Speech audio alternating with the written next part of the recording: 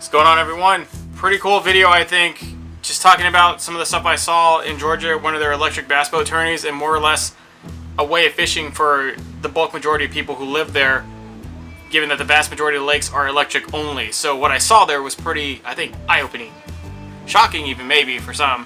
For me, a little bit. And we'll talk about that as I sit around all these gas horsepower outboards. We'll be doing a direct comparison to these. Really, I do have a fairly good knowledge in terms of portable short shaft and long shaft tiller motors for smaller boats and how they affect your boat and how they go. But really looking at the electric motors, going to compare and contrast the two and see where you meet. Because I think a lot of the arguments for electric outboards are profoundly weak. Not very well made out. I don't know who manages the marketing team of those people. We'll leave them out. But first off, when I went there, I was pretty surprised because the vast majority of them had electric outboards. I expected there to maybe be a few outboards because they're expensive. And then everybody else was like running 1 or 2 trolling motors or 3 trolling motors and a million batteries. That's what I really thought I was going to see. And it turns out that was a minority. Like, there are still people just running only trolling motors only, and a few people with like some high power trolling motors. But the vast majority of people had electric outboards, and there were like pretty much every major player was there. There was Torqeedo, like the lifelong pioneer, the incumbent. E-Propulsion, newer motor series on the block, and there was another one, Black Outboard. I didn't get too much of a look. I couldn't talk to the owner there, but it was there. It was like an off-brand electric motor. Ray was there, and they were the second most prominent motor there. A lot of people were running Rays, and so I'm thinking they were either a local or a regional dealer.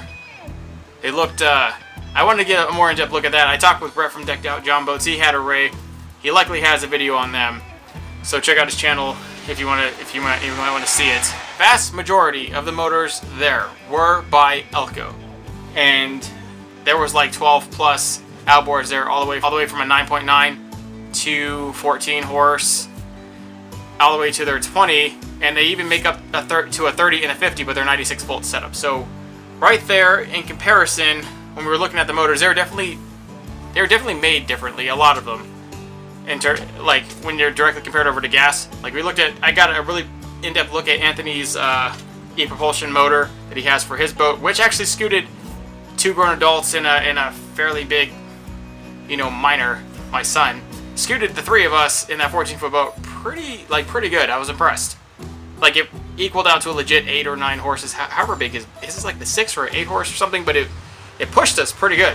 I was impressed. So torque is definitely not an issue there, where like you might see a little bit of lag on a gas motor before it really gets on plane. Even with a 4-stroke, even with the EFIs, which have more torque than the 2-strokes, you still, the torque issue. And I kind of already expected that, given that trolling motors have extremely high torque right off the bat. I was pretty impressed with that one and its ability to kind of get us pretty fast. They weren't that loud, not near as loud as I thought they would be. Kind of like a loud whining sound, but they were still pretty quiet. And I even have underground footage of what they sound underneath the water, and they're even quieter in the water, even though they make a whining sound. Per comparison to like an equivalent in like a Mercury, when I got like the underground footage of the prop spinning and the sound density in there, that was still a lot louder, even though those motors are extremely quiet. For the portable EFI motors, those are extremely quiet. So quietness was a nice thing. The horsepower ratings are legit, even though they do base them, I think, off different aspects. It's not a direct transfer. It's still pretty good. But that being said, the bigger issue is that the motors were really expensive. Very expensive. I can't attest to how much the Rays cost, but assuming that they're still pretty expensive. The Torqeedos and the e-propulsions I know were pretty expensive. Well, those both needed their own battery sources, and their battery packs came directly from the company themselves. You needed to run their battery packs only, I believe. But they were lithium battery packs, and they had voltage readouts, battery meter, fuel gauge telling you how much time you actually had left, which is really, really helpful, considering that lithium is, you go all the way, and all of a sudden flat. They don't gradually lose power like lead acid or AGM batteries, so the battery fuel gauge on that was pretty good. Pretty nice to have. They couldn't run anything else. They weren't made for anything else. And that's where I think the Elcos came into a bigger thing. They could run off anything. Ran off lithiums. Obviously, the best setup is for lithium. If you really want to capitalize on a boat that can actually plane, you would get an Elco and a set of lithium batteries, like a 48 volt or 96 volt spread, and that boat can probably plane and go pretty fast. And they have all the way up to a 30 and 50 horse, but the 30 and 50 horses have 96 volt spreads, and they create a lot of amperage. It's not just 96 volts of of certain batteries, 96 volts of batteries that can actually put out enough cold cranking amps or enough amperage and watts out to actually run it. And then to get any sort of actual power out of something that big, you would definitely need a lithium setup, I would think, or a really high powered AGM setup. I mean, but with lead acid batteries, even though they could take it, they gradually go down and you start losing horsepower. You start losing horsepower, and then then it would be putting just like the rest of them. The bigger thing there, I saw, there were no boat link caps there, and there were no horsepower caps there, but there were just electric only caps. So what people were doing is they're running anywhere from a 9.9 to a 20 on fairly big boats. The majority of them were 1648. A lot of them were bigger. I only saw a few that were like 13 and 14 foot boats.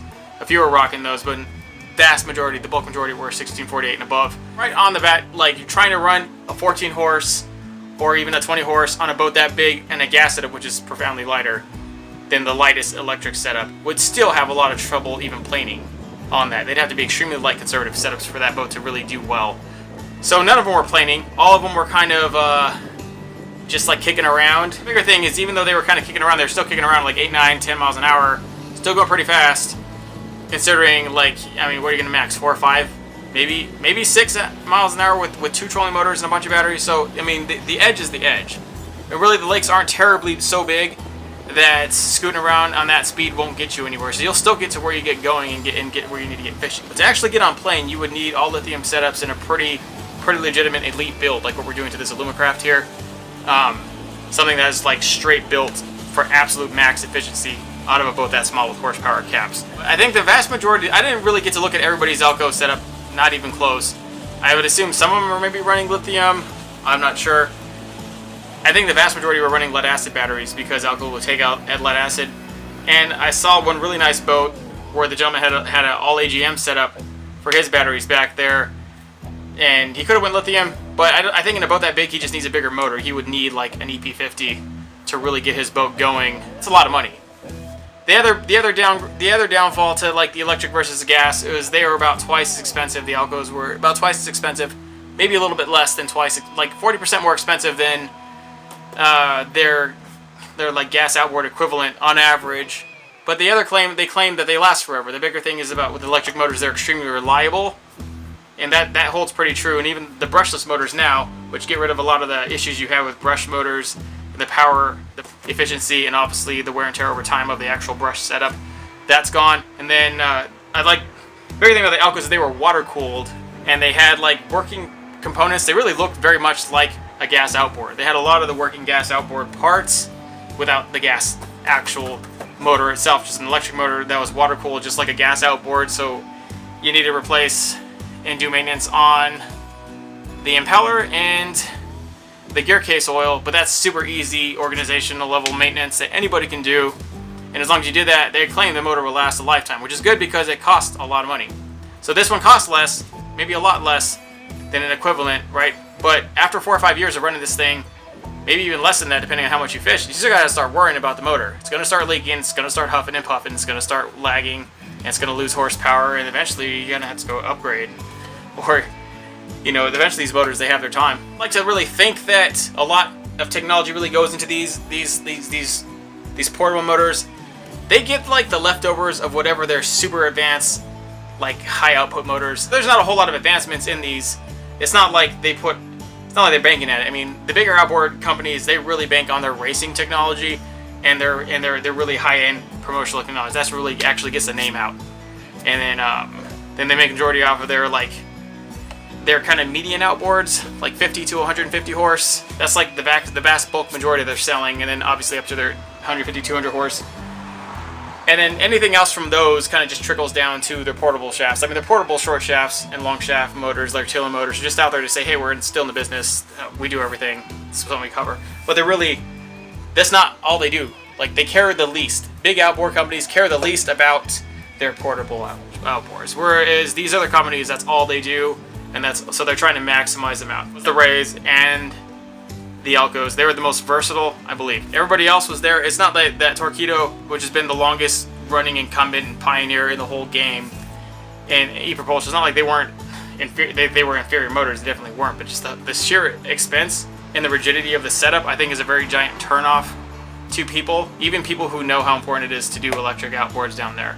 Where versatility and options later the option to run lead acid and then eventually upgrade to lithium if they have time, because the motor investment in and of itself is a lot.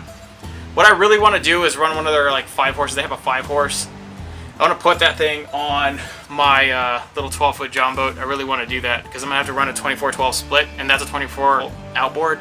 That would be pretty nice to run that and then run it off my whole thing and just run a whole setup off just the lithium and then not have to add a gas tank and then have it all electric. It was really nice out in Georgia. I really wouldn't mind moving out to there, or to like maybe Florida eventually. I'm not going to stay here in Arizona. I've gained all I can possibly from here. I'm going to have a vacation home here and then live out there where there's endless content and and my crew's out there. It was such an awesome experience working with my crew. We can do so many great things if we're actually all together. Things that I can't do being over here solitary out in this state. It's been good to me, but it's time to move on. It's getting better. The stuff is getting better, and really, if you have the money to invest, the electric outboards can actually do very, very well. You don't get the longest run time out of it. You'll still get less than what you would get, I think maybe profoundly less than what you would get from an EFI 4-stroke like this. But if you're running short electric-only lakes where you're just going back and forth, where if you get on plane, it literally takes you 10, 20, 30 seconds to get to your destination to fish, then you're running back. That's the bigger thing about, the bigger lakes with the gigantic 300 horsepower, like turbocharged Verados, and I mean, you're going fast, 60, 80 miles an hour, maybe faster, getting from point to point, and you're wasting all that gas and running all that stuff. But like in a smaller lake, it's just not like that. They're smaller lakes. So point here, point there. Really, if you ran a gas outboard in that lake, you're just kind of being a jerk, I would think. You just all that power and noise and pollution just to get like there 10 seconds. I used to be there down in like southern Arizona. There's this lake called Patagonia Lake, and for whatever reason, that lake has no horsepower caps, no nothing, but it should have it, but it doesn't. And these people, like, there's literally one section, this one big circular section where you can plane, and you're literally there across in like 5 to 10 seconds. You like run the outboard wide open for like 10 seconds, you gotta stop. It's kind of pointless. But lakes like that, which are still fairly big but small in general, if I go out there, I would go all out. I would get a 50, and I really want to do that, but that's like literally just under $20,000 in investment. It's gonna be 10 grand for that motor. It's like 8 something plus sales tax, 10 grand, or just under 10 grand, and the battery is gonna be $7,000 to $8,000. So you need 8 batteries. So between $7,000 and $8,000 is what you would need to run that thing. So a lot of money, like 18 to 20 grand. Now probably 20 grand plus all the connectors and the harnesses and everything. Yeah, it's 20 grand. A lot of money. So 20 grand just to run a horsepower thing, but yeah. You do that anyways with a gas. I mean, really, when you're buying a boat from Bass Pro, you're really paying for the motor. The vast majority for the motor and a little bit for the boat. And I mean, boats are interchangeable. You can build them, you can get rid of them. I mean, you keep your outboard. So 20 grand into an investment, that'll switch over to any boat you want despite whatever. And if you build your dream boat, if you build it out like with max efficiency out of one of our kits that we sell or something, that's, man, you can have a boat that just kill them. Like if I was there, I'm sorry, but they had people in that tourney, they'd all be done. I'd have a boat, it'd blow everything that there was, and there were some nice boats there. I personally, I would blow them all out of the water. Maybe, I mean, that's a lot of trash I'm talking. You're like, Mike, put your money where your mouth is. If I have a chance, I will. One of my goals is to make a 1648 all-electric boat that really just kicks the tar out of everything out there. I really want to make one super bad. It's like burning my head now. So it's on the books, but after a few things that the audience wants first. So we'll get to those things first. I'm gonna get this Alumacraft V14 out of here. It's looking very sharp. We're on this very finishing stages of it. Then I'm gonna get my 1232 Jon boat. I'm very excited to do that one. Super excited, and I'll tell you why later. But stay tuned for everything else. Thanks, guys. See ya.